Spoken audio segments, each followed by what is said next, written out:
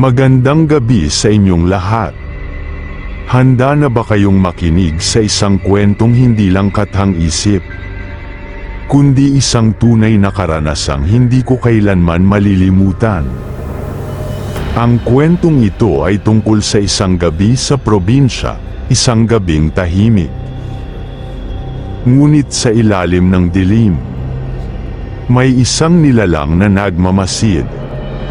Akala ko noon, ang mga kwento ng matatanda tungkol sa aswang ay panakot lang sa mga batang pasaway. Pero pagkatapos ng gabing iyon, nagbago ang lahat. Ngayon, ibabahagi ko sa inyo ang mismong gabing iyon. Pakinggan ninyong mabuti at huwag kayong titingin sa bubong.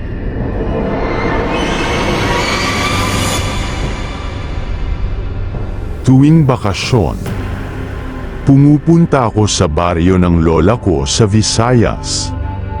Napapaligiran ito ng kakahuyan at malalawak na palayan. Tahimik ang lugar sa umaga, pero sa gabi, tila may kakaibang enerhiya na parang may nagmamasid mula sa dilim. Simula pagkabata, may naririnig na akong mga kwento tungkol sa aswang sa baryo ni na lola. May mga nawawalang alagang hayop. May mga batang bigla na lang nagkakasakit. At may mga gabi raw na may nakikitang anino sa bubong ng mga bahay. Pero dahil bata pa ako noon, akala ko'y mga kwentong panakot lang yun. Hanggang sa isang gabi, ako mismo ang nakaranas. 10:00 na noon, pero hindi ako dalawin ng antok. Mainit sa loob ng kwarto. Kaya naisipan kong lumabas ng bahay para uminom ng tubig mula sa banga sa balkonahe. Lumang bahay ito, yung tipong gawa sa kahoy. May malalaking bintana at may bubong na yero. Habang iniinom ko ang tubig, napansin kong tahimik ang paligid. Masyadong tahimik. Dati-rati, rinig ang ingay ng insekto at tahol ng mga aso. Pero ngayong gabing iyon, biglang tumigil ang lahat ng tunog. Hindi ko maintindihan, pero parang may kakaiba sa paligid. Napalunok ako.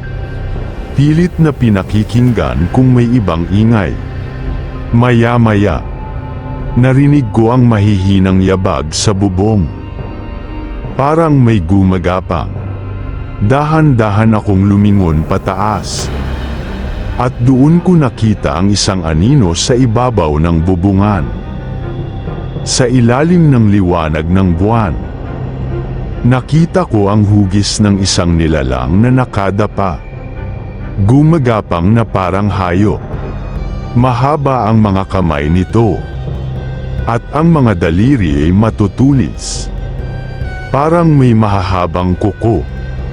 Hindi ko maaninag ng buo ang mukha. Pero ang pinakamalinaw kong nakita ay ang mga mata niya. Nagniningning ang kanyang mga mata sa dilim, hindi kulay pula. Hindi rin berde, kundi isang malalim na kulay dilaw. Parang mata ng isang gutom na hayop.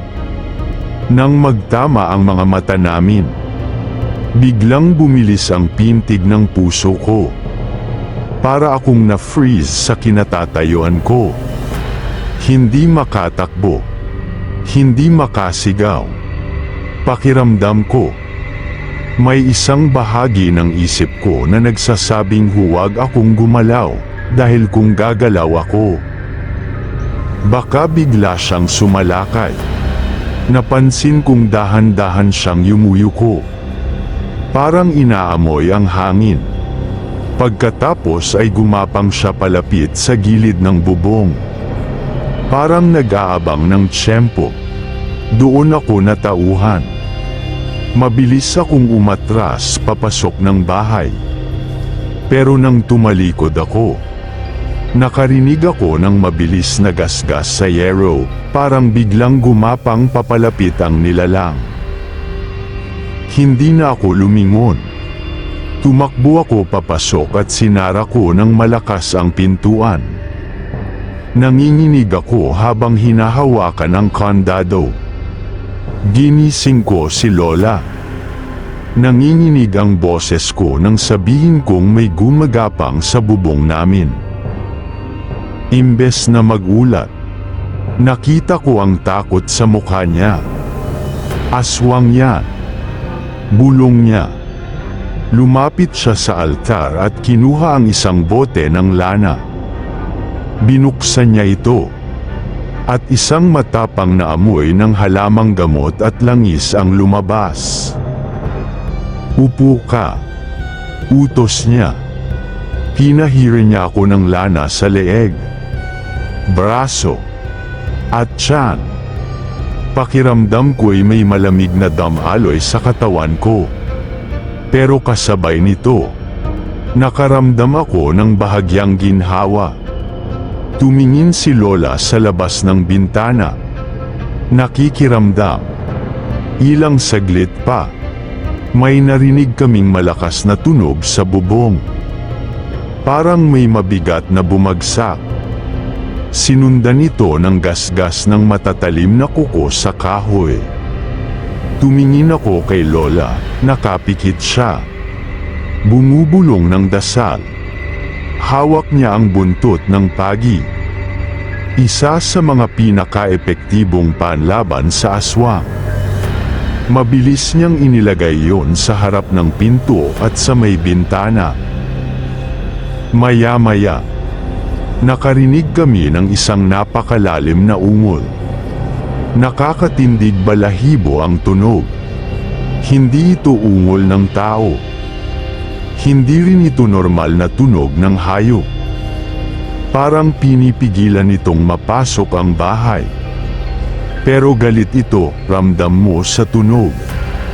Ilang saglit pa, may lumaganap na masangsang na amoy sa paligid.